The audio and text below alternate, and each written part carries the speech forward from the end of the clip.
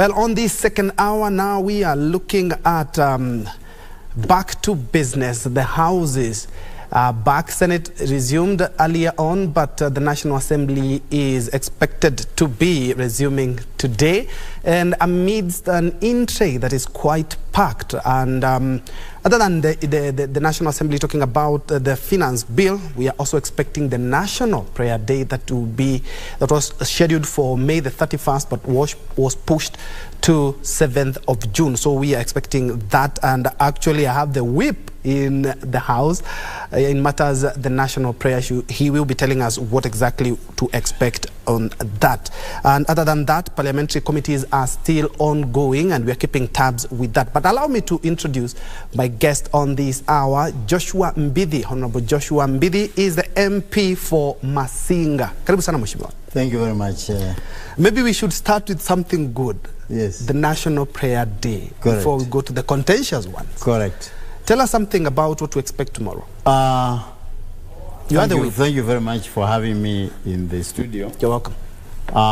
As you have said, I'm a member of the prayer breakfast, and by that time I am the whip. I keep the time for the members who come to pray on every Wednesday at 7 a.m. in the morning. So I remind them that the duty is to pray on Wednesdays, so that this country can be put in the right direction by God, and also Parliament to be guided by His word. We are opening Parliament today at 2:30 after a long recess, and we are opening in a good spirit, in that we are going to have the prayer breakfasts tomorrow at Safari Park from 7 up to maybe 10 o'clock. And this is an annual prayer breakfast which we always hold for this country as a conversation for the leaders of this country and other leaders in the world who normally come together and reason together for the betterment of the leadership of the countries. So this has been going on for a long time, and especially... Like 20 years. Yeah, 20 years. 20th year. Yes, but it started long time in America. It was actually a movement that started in America about 67. The Americans had the 67th one this year, and it is a movement that happens in the parliaments of many countries in the world, and Kenya is one of them. And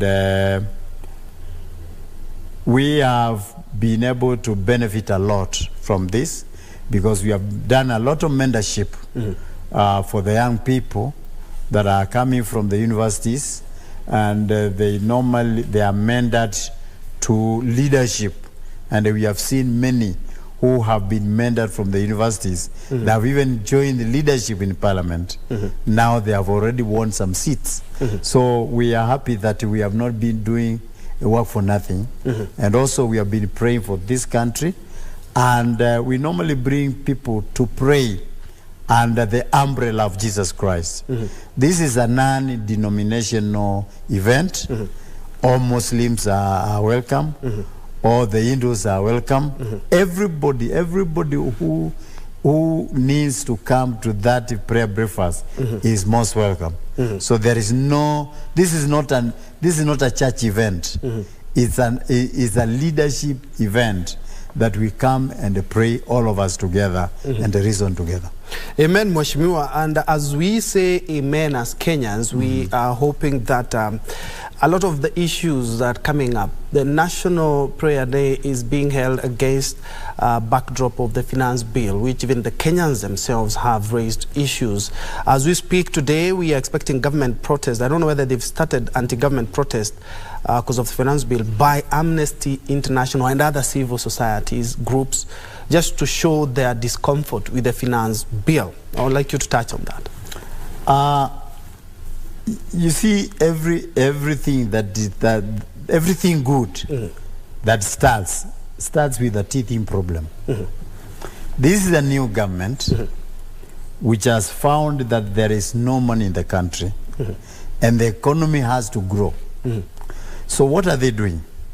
They are trying to find out what can we do to grow this economy.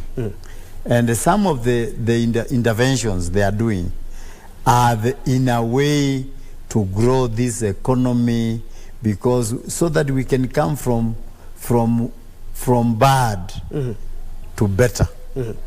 And there is no way that you can grow an economy without stepping on some people's toes. And this is what the president is doing. To me, we might laugh a few years to come.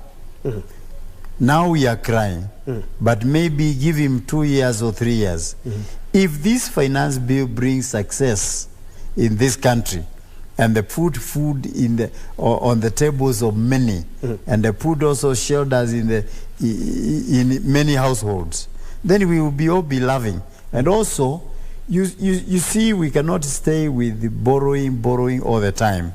We need to think outside the box. What can we do for ourselves? If the increase in all the taxes that are being done are the ones that will make us grow, so be it.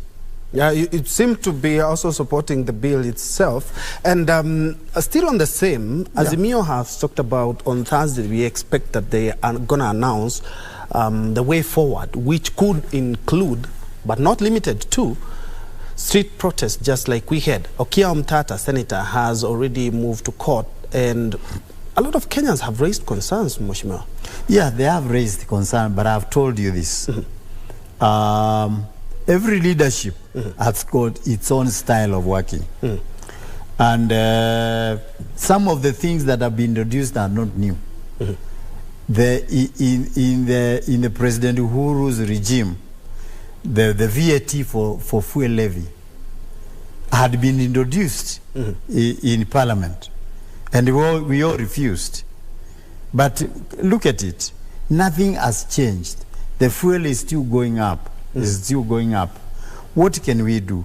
Is to grow our economy so that we can bring things down, right? So I am not for the idea of going to the streets, although it's the right of everybody to go to the streets, is in the Constitution. But even if you go to the streets, does it change the costs of goods in this country? Commodities, do they come down because we are going the streets? No. So all that we need to do is to sit down and reason together. But the reasoning together is for the Parliament to find out, how do we strike the balance? How do we make things work for this country? Because we are leaders who have been elected by the 290 constituencies and 47 counties to be able to guide this country in the right direction.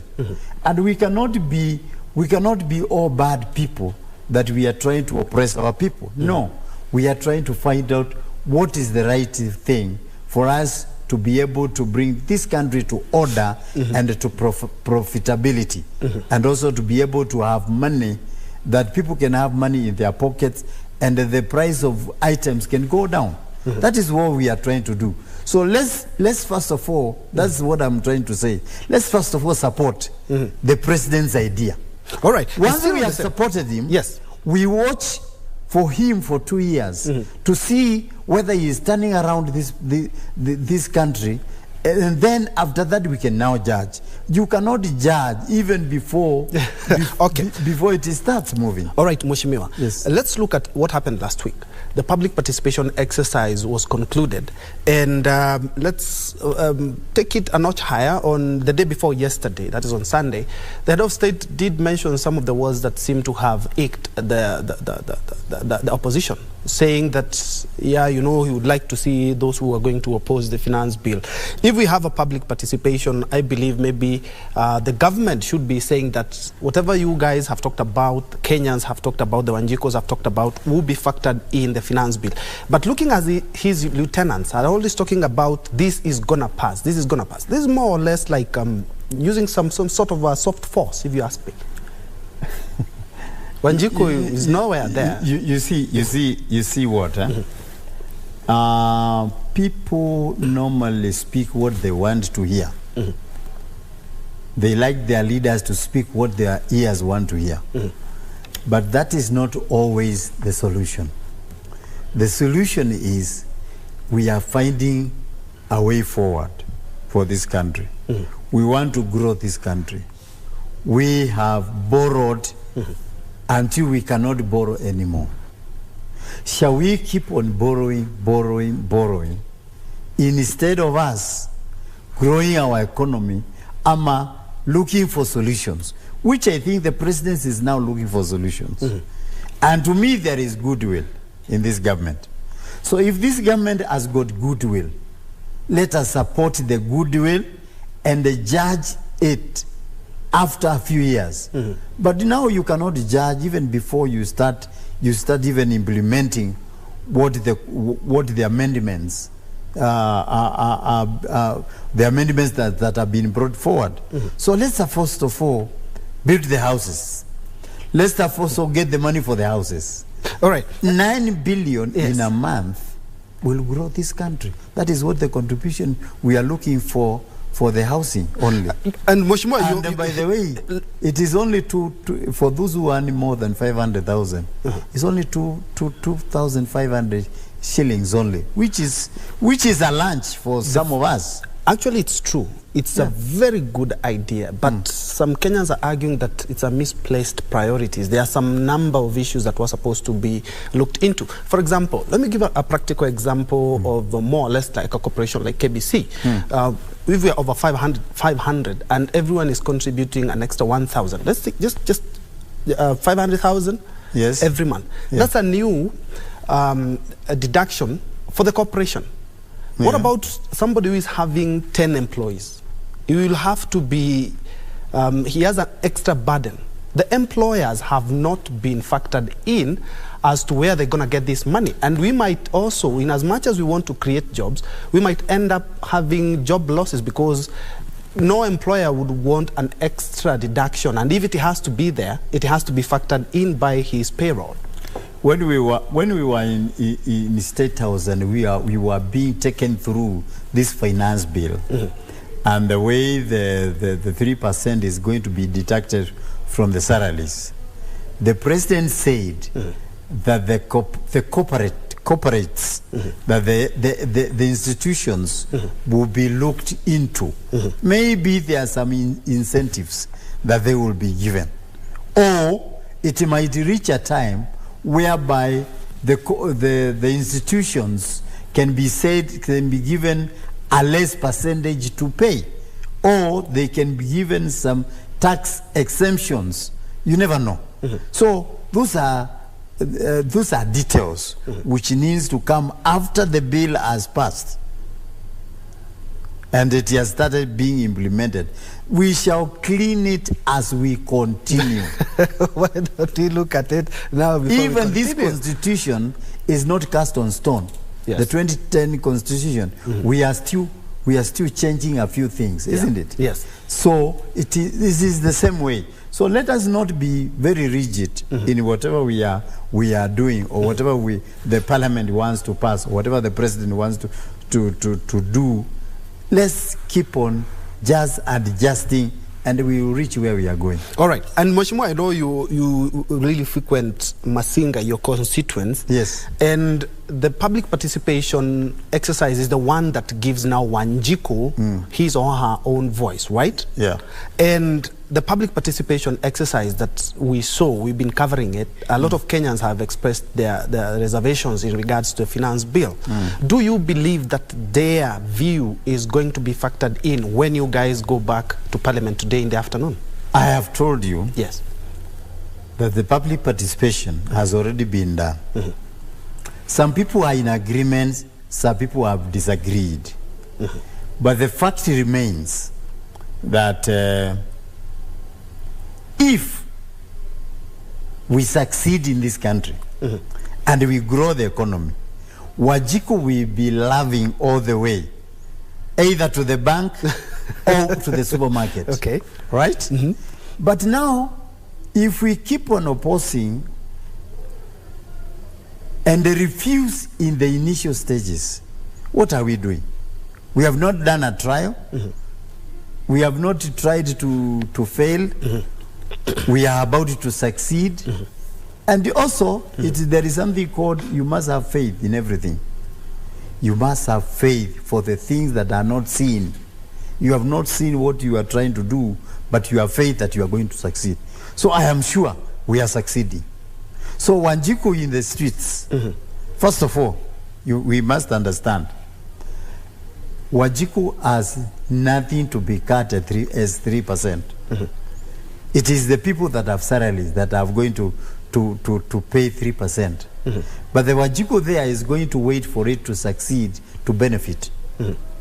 If a few of us, 3 million of us, who earn some salaries, or more than that, who earn a salary, can be able to carry the others along with us, the better for us. But rather than still on the same, rather than us feeding them, we'll be feeling the 16% on fuel, leave alone the housing fund. Wanjiku will feel the 8 to 16% pinch at the pump. Yes, Wanjiku will feel, but for a time. Because after we have succeeded and we have grown the economy, the 16% then it will come VAT down. is not going to come down. It will Let's come be very down. clear. It will come down. The 16% VAT on fuel is not coming down. It's not going to come down. It's something that is being put there. No, the commodities will come down when we grow the economy.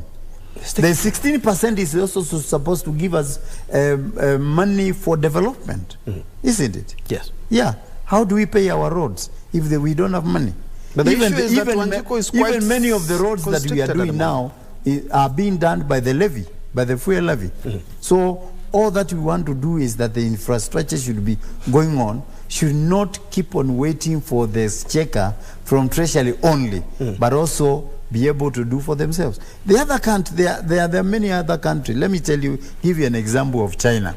I've been to China many times.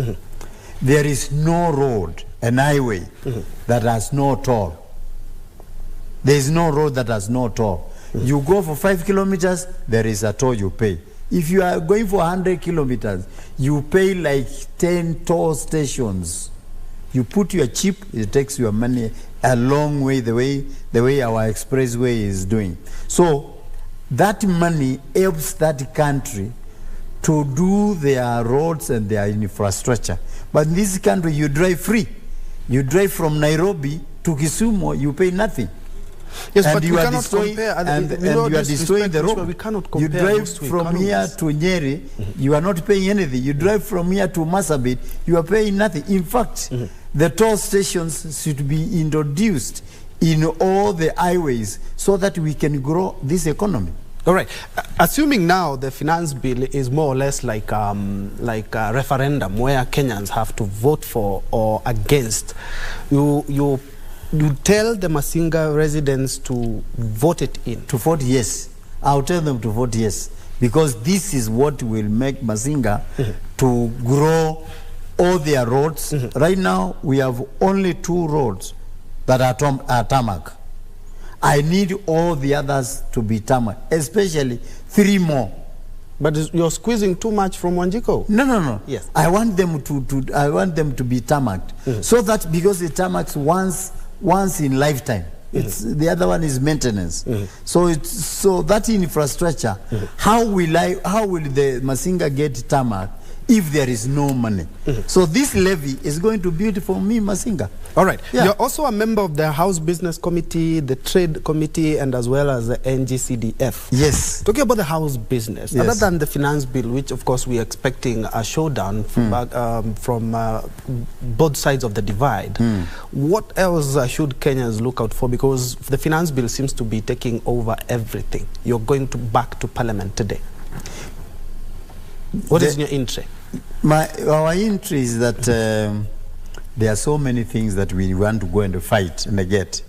We have the NGCDF funds that have not been released. We want to go and fight in Parliament so that the constituencies can get their money to do their developments. Right? So it's not only the finance bill. People are talking of finance bill. There are so many things in Parliament that are pending that we need to amend. We also need to put all the people that are 7 years plus in the stipend allocations. Many that was done last in 2017. People have never been registered again for the stipends for the aged. We need them to be put in the database so that their money is also released. We need also to work on the junior secondary schools.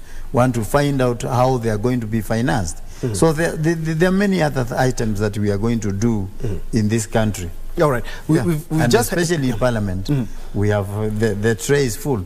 Yeah, and the counties are still grappling with insufficient money or the capitation that they get from government. And this has been a recurring problem for a couple of months now. Yesterday, they also said that, indeed, you need to give us our money. And the Deputy President said, yes, you're going to be getting your money. But this is something there's an issue that we've been having for the last couple of days. How do we go about that? You come back again to the finance bill. That's where we are getting the money. The finance bill will be the solution to get money enough for the counties, for the constituencies, and for everybody. So it is not going to end unless we look for a solution to be able to be liquid. The country must be liquid. But the money that we are supposed to get is still our collection is too little. 2.1 trillion is very little. Our budget this year is 3.6 trillion. So we have to grow to be able to get our own money to finance our own activities. So for the counties to get this money, we must grow the economy so that we have cash flow. We have done defense so that we cannot keep on borrowing for recurrent expenditure, borrowing for development, borrowing for everything. We need to grow our economy to be able to get our own money, and also for the counties to get their money. But they were promised, I think yesterday, that this week they are going to get their April balance. Yes. Yeah.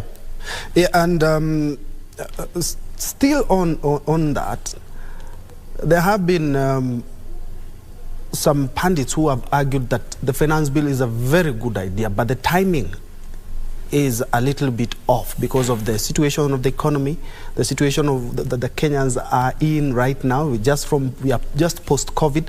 Maybe this could have been shelved. You see, the president in his own wisdom, plus his cabinet and the advisors, have come up with this. So I cannot be able to put myself in his own shoes to say this is the but wrong. But you, judging from the economy, the wrong but timings, you're living here, you're also a Kenyan. No, just hold on. To say this is the wrong timings, the right timings, no. He is the one who knows where the shoe is pinching him. I believe I also know where it's pinching. To be able to take off as a president. So this must be his best timing. Okay. The opposition and a number of Kenyans have argued that the executive more or less is like it has swallowed the parliament, in that we have seen a number of opposition MPs, you included, supporting some of the agendas of the government, where we are expecting that the opposition MPs on one side and the coalition Kenya Kwanza MPs on the other side. They have talked about the executive is slowly but surely reeling in members from the opposition, which is weakening the opposition and democracy in the country. I would like to pick your mind. First of all, I want to correct you. I'm not in the opposition. I'm an independent member of parliament. I was elected by the people of Masinga as an independent member. So I'm not in the opposition, but I have aligned myself with the government. Because an opposition person has nobody to control it. So you do what you want to do. So what I decided to do with other members who are independent, we are 12, by the way. We are a big number. we decided to align yourself to with the align government. ourselves with the government, so that we are not floating. Yeah, because if you float with the opposition, you get nothing. But if you stay with the government, at least you are somewhere. You can see I have three committees which the government has given me. Yes. So I am able to articulate my issues in the trade committee, in the NGCDF, and the house business, where we make the calendar of the house, where we determine what they are going to debate on a weekly basis. That is where I sit. Okay, but do you believe that government is not playing the right cards trying to reel in members of the opposition? That is more or less weakening the opposition. Not really. You see, you cannot be able to be swayed if you yourself you are not willing. So those who are supporting the government agenda, they are supporting it willingly. You cannot sway a member of parliament. A member of parliament is a very independent person, a person that is in charge of over 200 members in his constituency. A population of 200 is a person who knows what he is doing. So that person is able to decide whether to stay in the opposition or to go and support the government agenda, because he knows where his people will benefit. Yes. All right. The people of Masinga, as you said, that you would urge them to support the bill. Yes. And going on the ground, is that effect being really felt? Are they supportive of the bill? You see, let me tell you, the people that we lead, it's only the elite that know what is a finance bill. Majority of them, 90%, ama 80%, you only educate them. You tell them, they follow the leader. What the leader says is what they follow. All right? Yes. So what we are trying to tell them is that this thing is not bad. Let's follow this finance bill to the end.